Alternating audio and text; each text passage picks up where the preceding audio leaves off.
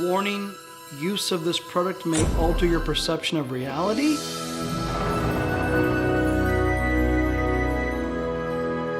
Everything looks the same. Guys, can somebody hit me with some juice? And listen, pulp, no pulp, doesn't make a difference to me. You're the ones dealing with the diaper. Mom goggles. Have fun glamping. What is that? Have no idea. We got this. Yep. I mean, think about this. The kids are older. Now they practically take care of themselves.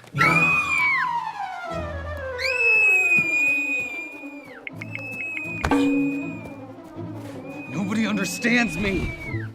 We're doomed. What did we do the last time they left us alone with the kids? Mom goggles! Those things were so great. I mean, they helped us see things like moms see things. Whatever happened to them? I definitely put them in a place I knew I would never forget. Great. Where are they? I forgot. Computer phone. Order 2 pair of mom goggles. Ordering 2 pairs of mom joggers. Nope. No. Goggles. Mom goggles.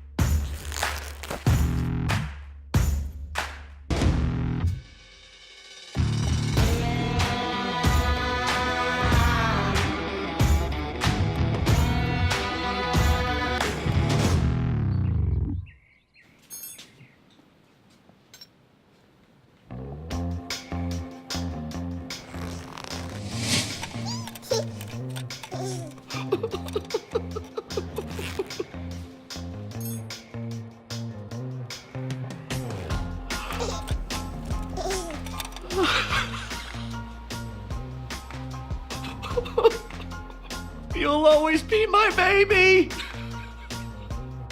You're so weird.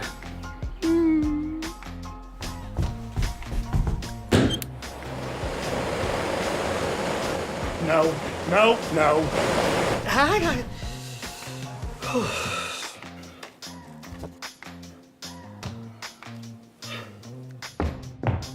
Just leave me alone! I hate you!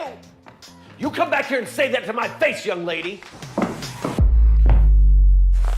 I'm so confused on how I'm feeling. I don't even know why I'm angry, but it feels good to yell. What you're feeling is natural.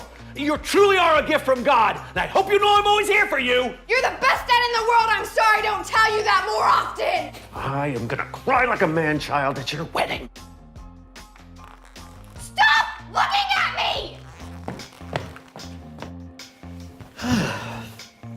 Laundry.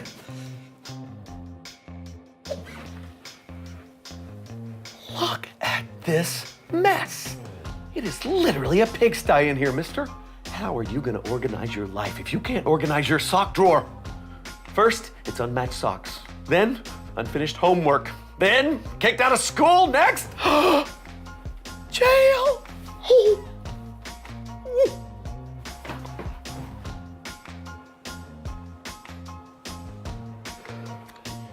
How does she process this every day? All right, one more time. Plastic bowls up top, face down, forks up, knives down, plates in the center, pots and pans we wash by hand. Now repeat it back to me. No, I don't think the joggers make you look fat. I've got my dad's thighs. Don't you need the goggles? No. I've seen your mom do this so many times. You have a great mom, you know that. That's great.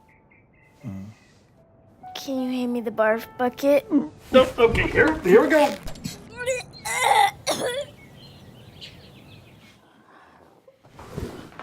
I got your cat out of the dryer. You're welcome.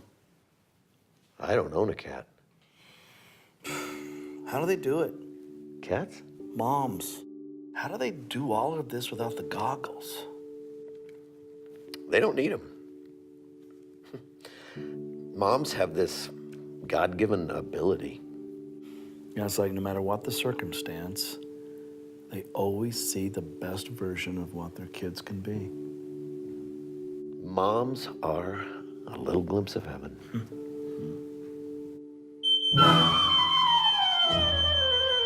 It wasn't me!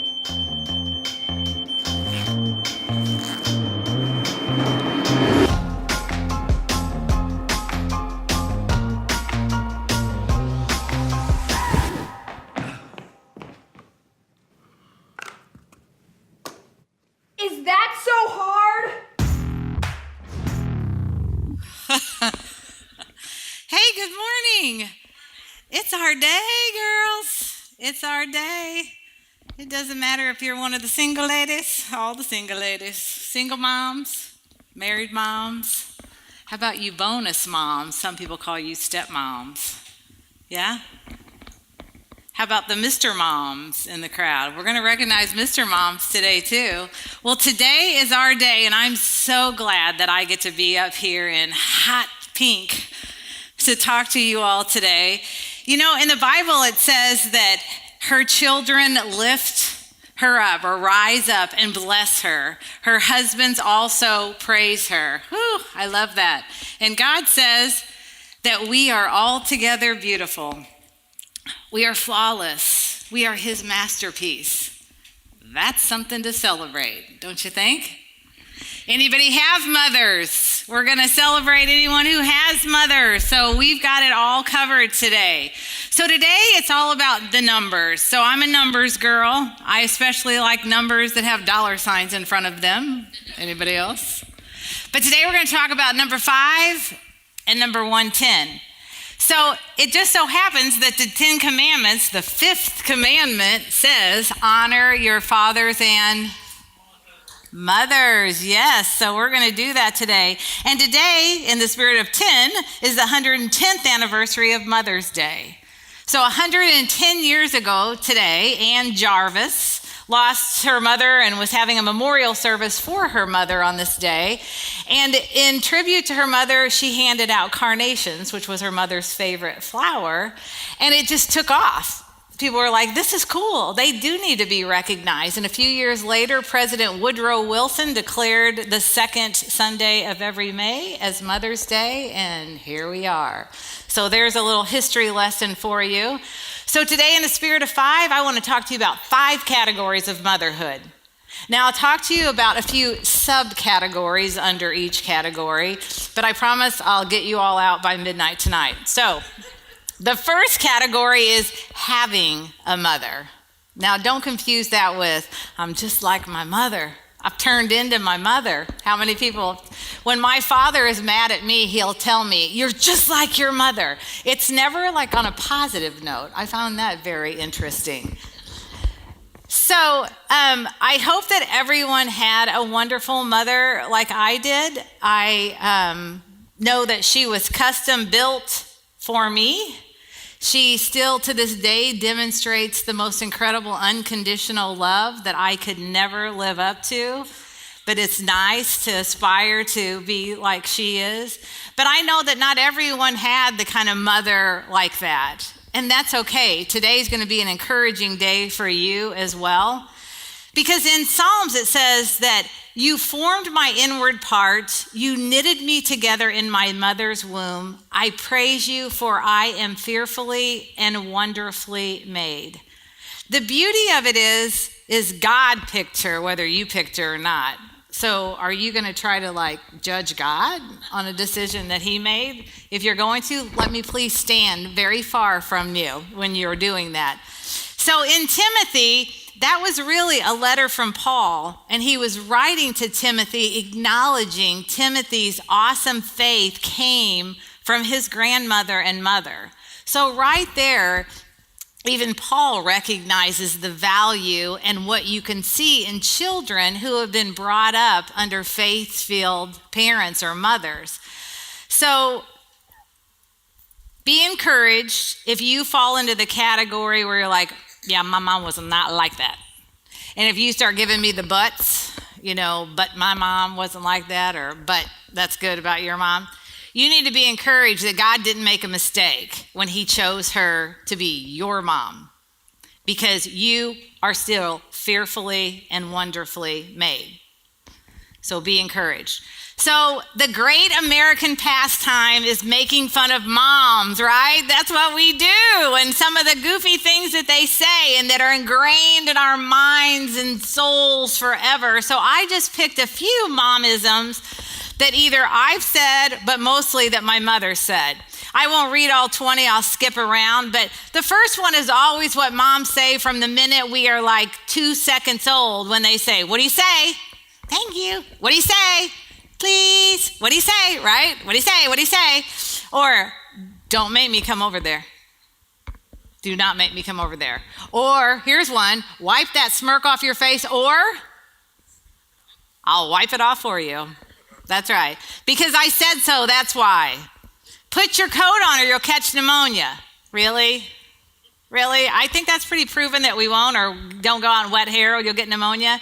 Kill him with kindness, my mom would always say, because I said so. So I grew up in a family of 4 and we didn't have a lot of money, but I had this friend who was an only child. And I don't know that they had a lot of money, but it sure seemed like it when we were growing up. She had everything, and everything in the house belonged to her, and she didn't have to share with a bunch of brat sisters and brothers like I did.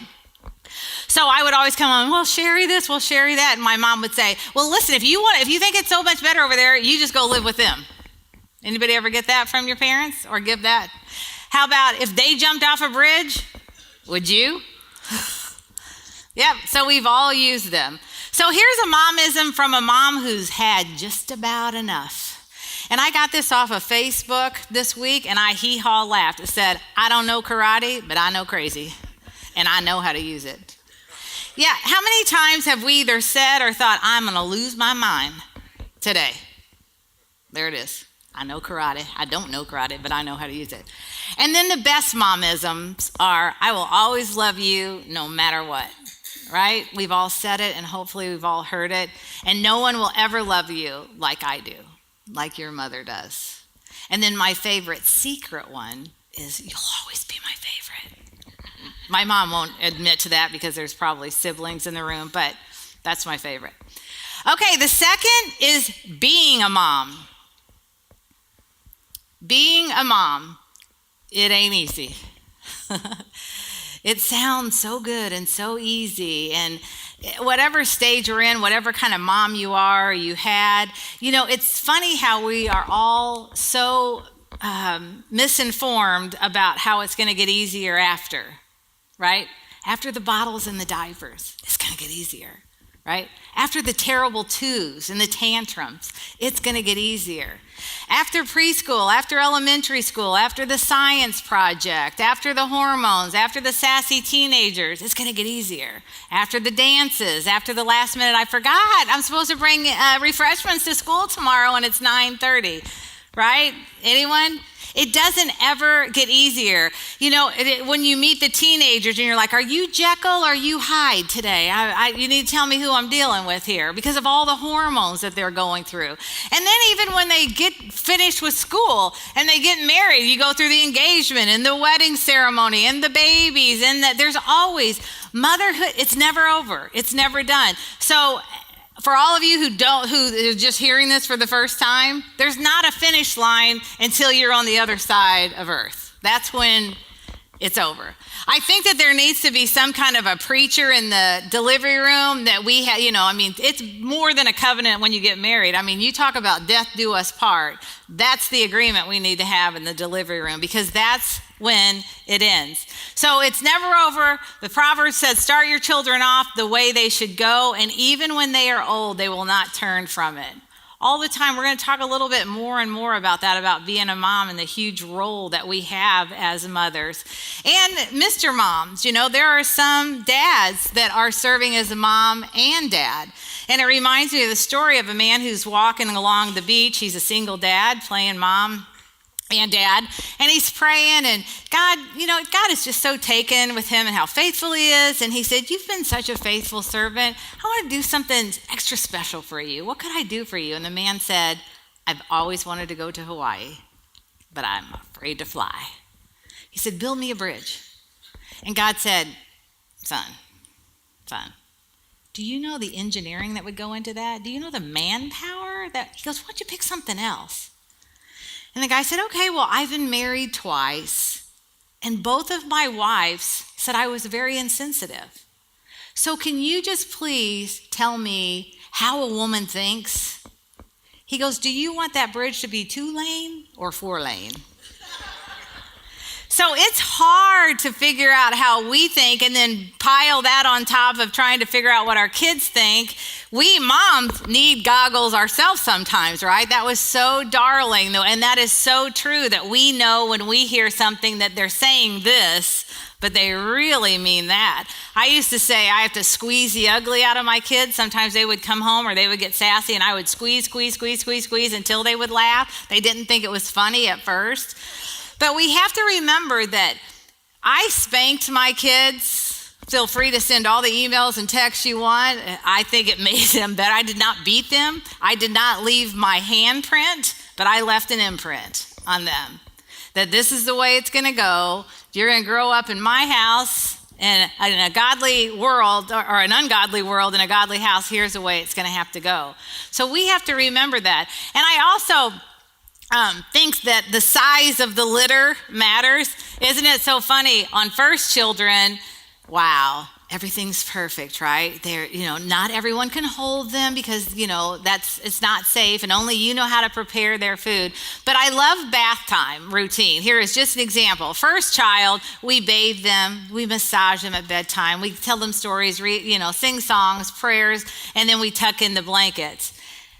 Once we have a couple kids and more, it's like, hey, whoever goes to sleep first, $100, right? The rules constantly change. And then we have the worrying mothers, right? I stole this from social media because I think it's so hilarious and so true. When our kids do not answer our texts, moms instantly go to that. They're on the side of the road, they're in a wreck, they're drowned in, someone's kidnapped them, they're in someone's trunk, right? That is not what happens, but that's where our minds instantly go. And my husband had to train me up and saying, that is a devil trying to take you down. Stop going down the negative route. And so every time I get worried now, I just say a prayer. Because right here in Philippians, it says, don't be anxious for anything, but in everything, with prayer and petition, with thanksgiving, present your request to God. So I have to say is thank you, Lord, for the kids. I'm a little anxious right now. Can you take this anxiety? Send some angels around them. You could say a prayer. It'll relieve you, and it's an extra prayer for them because there's nothing like a praying mom to make things different. And if you're going to worry about something, here is the one thing you want to worry about. What are your kids seeing, hearing, watching you do? It doesn't matter if you're a Mr. Mom, a single mom, a married mom, a grandmother, a Mimi, a mama, whatever you are, the kids are always watching us. I won't read this. You can get this on the internet when you thought I wasn't looking. It's a great poem. But this is where they get permission to behave the way they behave. Just like at school, teachers say, man, the apple doesn't fall far from the tree. Right? They can tell exactly how their home life is based on how they behave at school. So they're watching us. So I want to talk to you about tough love. And for all you young moms or new moms, I want you to know that tough love is real. And I think if you look up tough love, I think it just has a mom's picture in the dictionary. Because I feel like it's us that are constantly having to show our children what tough love is. And I hated it, but I was by far the disciplinarian in my family with my children. And it stunk. I didn't always like being the bad guy, but I was married to Mr. Fun. So, he didn't want to be the bad guy. So I got to be the bad guy. And so while I hated it, my kids hated me. It was real fun. But it was the right thing to do. It was a short-term investment in a very, very long-term payoff. And I will tell you that our children are experts experts. They're like born with a doctorate degree in how to make mama feel guilty, right? And all that they're trying to do is they're trying to guilt you into unwinding the consequences that they created. So just all I need to say to all the moms and Mr. Moms is suck it up, Buttercup, because it'll pay off in the long run, I promise you. And I always talk about circles with my kids. You know, you can tell the minute you're demonstrating tough love, they start drawing the circle, you know, trying to shut you out. And I tell my kids, you can draw the biggest circle you want, but I'll draw a bigger one and shut you in. Because that's what we do. We have to be tough when it calls for being tough. There's going to be a time where they don't have you to direct them or redirect them. And now's the time that they need you. Shonda Rhimes, I don't know if you know her, she's the producer and she's the writer of Grey's Anatomy, if any of you are hooked on that show like one of my children are. But she said you can waste your life drawing lines or you can live your life crossing them. So I love talking about circles and lines and all that. A lot of people, and especially kids, can relate to that.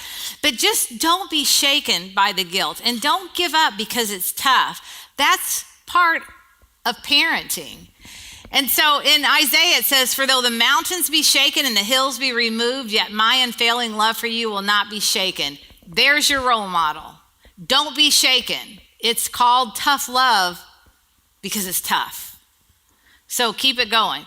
So there are a lot of extraordinary women in the Bible. So I highly encourage you to sneak a peek at some if you're going through any of the things that maybe some of these women were going through. I'm going to give you 5, but before that, I'm really going to give you 5.2 because I don't know the names of the first 2. So there were 2 women, and this was in 1 Kings, who had babies around the same time. And one of the babies passed, and the other one didn't. Well, the mother of the baby, the mother who lost the child, stole the other woman's child and tried to make off like it was hers. Well, so the real mother tried to get it back and she wouldn't. So they went before the king. They went before Solomon and said, this is my baby. Hers passed and she stole mine. And she's like, no, this is mine. They kept fighting back and forth. And finally, King Solomon said, get me a sword. Get me a sword. I'm going to cut the baby in half and each of you get a half. And the woman whose baby it was not said, fine. That's fine. That's fair. But the real mother said, no, you take him. And King Solomon said, that's the mother. Give her the baby. So the sacrifices are pretty endless through motherhood. And a lot of times we don't even see the sacrifices that were made until we're grown, sadly enough. And a lot of times not until we're mothers ourselves or we're parenting with someone. Then it's some aha moment. So Hannah in the Bible, Hannah was barren. She was infertile. She couldn't have a baby. But she was married to a man who adored her. And those were the days where men were a sucker for punishment and they had lots of wives. And so his other wife, Myrtle, or fertile Myrtle, she kept having all these babies while Hannah couldn't have any. And so Hannah prayed to God and said, if you will give me a son, I will dedicate that child to you. And so God came through, answered her prayer eventually. So she suffered. Infertility, which we're going to talk about, is a real deal, is a real suffering that women go through, and dads and families. But in that, she ended up having a baby, Samuel. She fulfilled her promise, and Samuel ended up becoming a prophet, a priest, a military leader. He ended up with God selecting 2 kings, the first 2 kings, one of which was David. So he grew up to be pretty important in our history. And then we have Jochebed, which a lot of people don't know her by name, but that was Moses' mom. And in those days, you remember when Joseph came to Egypt and he brought all those people and they just multiplied. And after all of he and his family died off, they forgot how awesome he was in the family. And then they were threatened by all these Jewish people. So the Pharaoh sent out an edict, kill all baby boys 2 years and younger, because he was going to stop the reproduction, leave the girls, if the moms have girls, they can live. Well, Jochebed had Moses. And so she protected him for 3 months until, can you imagine keeping a screaming baby quiet so no one would know there's a baby in that house and that it was a boy? And finally she made a basket and put tar on it so it could float and sent it down the Nile, the alligator infested Nile where all the babies were being thrown into. And it wouldn't, you know it, God made it so that Pharaoh's daughter was taking a bath in the Nile, and that basket just floated right up to her, and she took one look at Moses and fell in love and said, I want to keep him. I want to keep him, but I can't nurse him. Well, when Jochebed put him in the water, she sent her daughter to follow him along the river shore to see what ended up happening. And she happened to be right there when Pharaoh's daughter pulled him out of the water. And she said, I know someone who can help you feed him. So then the mother ended up being his nursemaid and raising him, and she was paid for it. Boy, God works in mysterious ways, right? So when we trust in God and we give it up to God, it's a whole different result. Naomi was a mother-in-law in Ruth. She was Ruth's mother-in-law. And she was so strong in her faith that Ruth would not leave her. And that's where we find in the Bible where it says, where you go, I'll go. I actually have that engraved in my husband's wedding band, where you go, I'll go, from Ruth, and our anniversary date. So he doesn't forget about that. And then Sarah, remember, was Abraham's wife who didn't have a baby until she was in her 90s. So she was barren. She waited and ended up being the mother of Isaac. And we'll talk about the promise later. And then Mary, the ultimate mother of God. So there are a lot of mothers. God uses moms. He uses moms. On his own timeline, he uses moms. That's why praying is so important.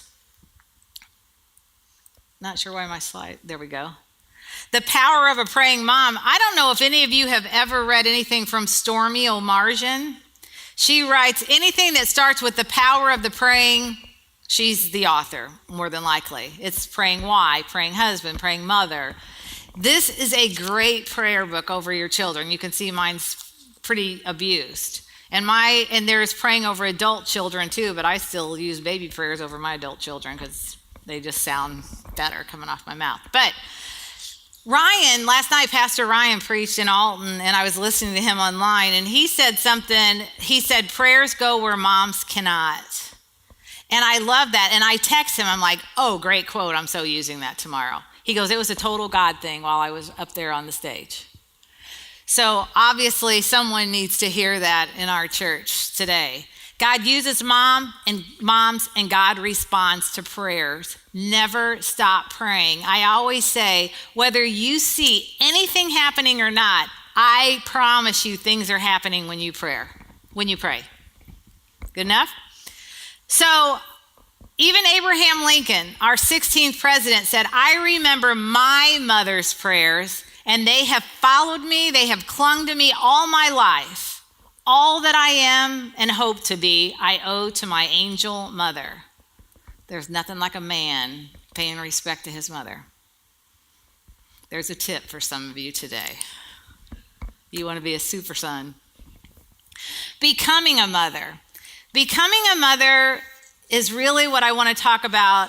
Women who don't have children yet. They've never had or held their babies.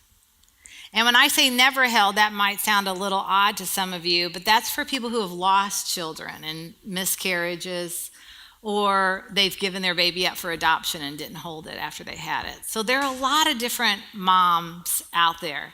And just as in the Bible, it talked about so many barren women who had difficulty having babies, getting pregnant. I have so many friends that have been in infertility testing and therapy and treatment that have all come through on the other side. But I know that's not with a child. But I know that's not necessarily God's plan for everyone. And I also recognize that there are some women out there that have no desire, no way, no how to have a baby. And that's super cool too. There's nowhere in the Bible that says you have to have a baby. So be encouraged today if that's the decision that you've made on your life.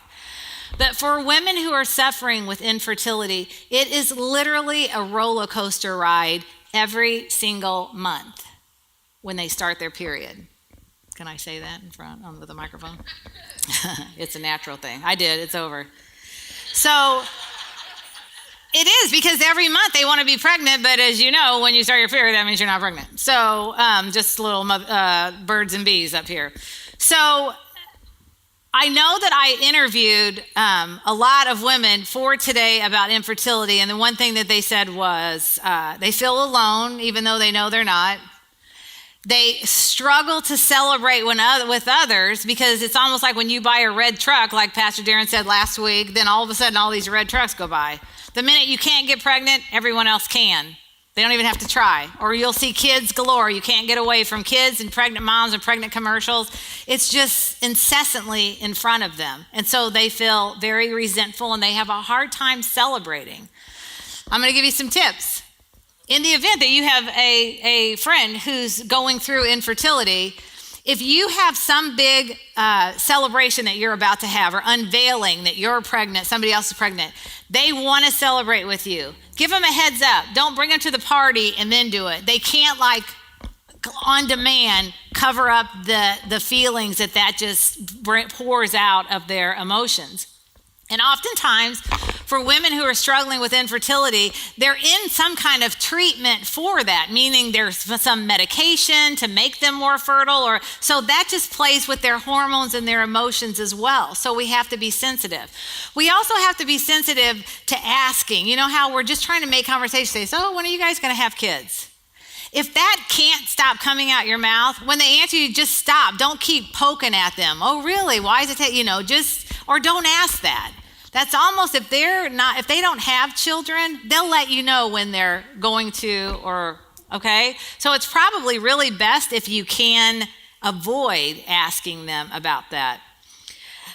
Or if you can't be prepared if they answer something about having difficulty, because that's another thing that they said. It's like, I'll have a conversation about it, but then no one knows what to say to me after they ask me, when are you going to have kids?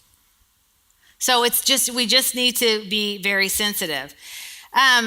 Also, one of my friends who went through 9 years of trying to have a baby, and finally she did. And she said, now I get it, and now I understand my whole life. It makes me more appreciative and so forth. But because it took them so long to get pregnant, she was older when she ended up having a baby, around 40. And she had one person say, dear Lord, I would kill myself if I had a baby at 40. Well, that seems pretty benign, but she actually had a brother kill himself. So it was like, we just have to be so careful with our words and be sensitive to that everyone doesn't have the cookie cutter of, I got pregnant, I had a baby, everything was fine. There's so much suffering that comes with that. I love it too, when they said, don't avoid asking me about it when you're in the circle. Don't think that you're going to remind me by asking, hey, how are things going? How's the testing? Any luck? What's going on? She said, you won't remind us of it. We never forget it. So it's all right. It shows that you care by asking me about it. In Luke, which I don't have the address here, but in Luke, you guys will remember the story that Jesus was talking to a lot of people at a house, and it was so crowded that these friends brought their paralyzed friend to try to be cured by Jesus. And they couldn't make it through the crowd, so they crawled up on the roof and they lowered him down on his mat. And you know what Jesus said? He said, because of their faith, you're healed. Not your faith, their faith. So for those of you who are isolating yourself and thinking that you have no one else, you want their faith. You want your friends beside you praying for you. Don't shut everyone out. Use the circle with your friends. Draw a bigger circle and shut them in. I don't know if any of you have heard the song, and I already forgot the singer, but the name of the song is Hills and Valleys. And in the chorus, I just want to read this because it's so encouraging. It says, on the mountains, because our life, peak and valleys, motherhood, peaks and valleys. It says, on the mountains, I will bow my life to the one who set me there. In the valley, I will lift my eyes to the one who sees me there. When I'm standing on the mountain, I didn't get there on my own. When I'm walking through the valley, I know for certain I am not alone. So we just have to remember wherever we are in our journey in this subject matter, that he never leaves us. He is always, always there. So as we talk about celebrating moms, I want to talk about moms who aren't with us anymore. or children who aren't with us anymore. Because this is another day that's hard for people who have lost a child or a mom, right? I have a best friend who recently lost her mom, and she said that I will be perfectly fine, just carrying on, and then bam, I'm a total wreck. It could be a color, a smell, it could be nothing. It's just the emotion of her being gone pops back into my mind. And it's crazy. It just paralyzes me. And I went to the funeral of another friend who lost her mom, and all 5 adult children got up and spoke. And the brother, the oldest, just said one thing. It's the only thing I remember from that funeral, is he quoted Dr. Seuss. He said, "Don't cry before it's over. Smile because she happened." And so a lot of times that's what we have to do when we're trying to look for a peace around a big loss that we've encountered, right? There's nothing worse than the loss of a child or a mom. But if we seek God's peace, that's the only way we're going to get through it sometimes. I mean, I've had so many people say, I just want to die. I just want to die. But we have to look for God's peace. And in Philippians, it says, "In the peace of God, which transcends all understanding." When we trust in him, we won't even be able to understand, how did I overcome that? God's peace. And in John, Jesus said, "Peace I leave you, my peace I give you. I do not give to you as the world gives." No one on earth can give you the kind of peace. "Don't let your hearts be troubled, and don't be afraid." So today is a big opportunity for us to celebrate in a very happy, peaceful way for those that we've lost. And then the 5th is God's purpose for moms. A lot of times we get crazy about our kids, and they almost become our idol, right? They just consume our life and everything that we do, and we think, well, God gave me a child, so this must be what I'm put on earth for. It is not. Now, they're put on earth, and you're supposed to guide them and lead them, but your highest calling above motherhood is still following Jesus and being transformed into the image of God. That's how you will model the way. That's how you'll be the mother of the year. That's how you'll be the Mimi of the year, the grandmother of the year. You know, some people we call moms our aunts of the year. So this is how we have to look at what our purpose is as mothers. And then if you think, I got nothing. I love it when people say, well, you know, there's no training manuals on motherhood. I'm like, you not been to a bookstore lately? Because actually there's about 65 rows of how to be a good mom. Moms for Dummies. I said, and there's the Bible that has a ton of stories about how to be a great mom. But there is one that I love from Galatians 22:23, where it talks about the fruit of the Spirit. That if you know Jesus, you have all of these things in you. In abundance, running over. There is no limit and no law. And here's how you remember them. I've actually memorized them because this is my simple way of thinking. There are 9. There are 3 sets of 3, so there are 9. The first 3, 1 syllable. The second 3 are 2 syllables. The third 3 are 3 syllables. So love, joy, peace. Who doesn't want that? Right? Patience, kindness. When people are like, I just don't have patience. I'm like, really? I thought you said you knew Jesus. I do need Jesus. I'm like, you have all the patience you could ever even use, and then some. You could loan it out. Faithfulness, gentleness, and self-control. Anybody have any issues with that? Thinking they didn't have any self-control? You got it. All that you will ever need. And against such thing, there is no law. There is no law. There is no limitation. You've got all that you need. Whether you're a mom or not, we all, if we know Jesus, this is what we have in us. This is what God gave to us. So I just want to close today with this thought. As I think about Jesus, and he gave dignity and honor to the role of motherhood. When he was hanging on the cross for you and for me, he looked down at his friend John right before he died. And you know what he said? Hey, take care of my mom. Take care of my mom. Right then, Right then, that dignified the office of motherhood. 2,000 years ago. So we thought it just started 110 years ago. This day has been being celebrated for 2,000 years because of this awesomeness that Jesus did. So let's follow this example. There's no way to be perfect as a mom. No way. Give it up. It's impossible. There's only one perfect parent, and it's none of us. But there are infinite ways that we can be loving all the time. All right? So why don't we say a prayer? Father, we thank you for all the mothers, past, present, and future. And we thank you, Lord, for honoring and dignifying the office of motherhood. I pray for an abundant blessing over all women. I thank you that you said we are your masterpiece, altogether beautiful, fearfully and wonderfully made.